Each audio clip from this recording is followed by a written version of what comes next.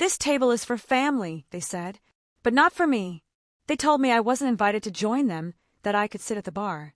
I was the odd one out again. But what they didn't know, I had a plan. I wasn't just going to sit there quietly. This time, I was going to make them pay, literally. Here's how I turned the tables on them, and trust me, you won't believe what happened next. It started with a family dinner. My brother called me and said, "Hey, we're at the restaurant. Come join us." So, I walked in expecting to be treated like family, but instead, I was told I couldn't sit with them. "This table is for family," they said. "You'll have to wait." They pushed me to the side like I was some sort of afterthought, as if I didn't belong. But they didn't know how much this stung. I stood there, watching them laugh and eat, all the while feeling like I didn't even exist. Now, I'm no doormat. I didn't just go home and sulk.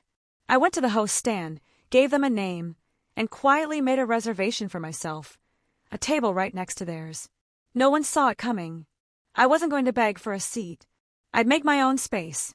So, I sat down at my table, watched them eat, and waited for the perfect moment. A few hours later, the bill came. My brother grabbed it, smiling like he always did when it was time for me to pick up the tab. But this time, it wasn't going to happen. I waited until the waiter came to clear the table, then I walked up and said, "I'll take that, thank you." My brother froze.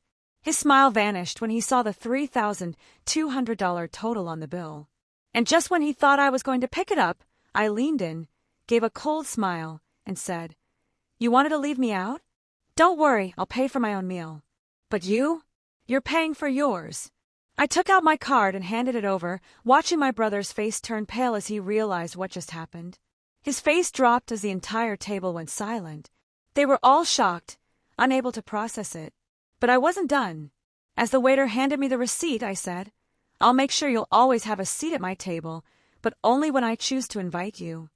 My brother's jaw was on the floor, and the rest of the family was speechless. I wasn't going to let them walk all over me anymore. And just to make it sweeter, I didn't even leave a tip. I paid exactly what I owed. No more, no less. The best part? A week later, my brother called me asking if I could help with his urgent financial problem. I couldn't help but laugh. I said, "You wanted to exclude me, remember? Good luck with that." And just like that, I walked away victorious.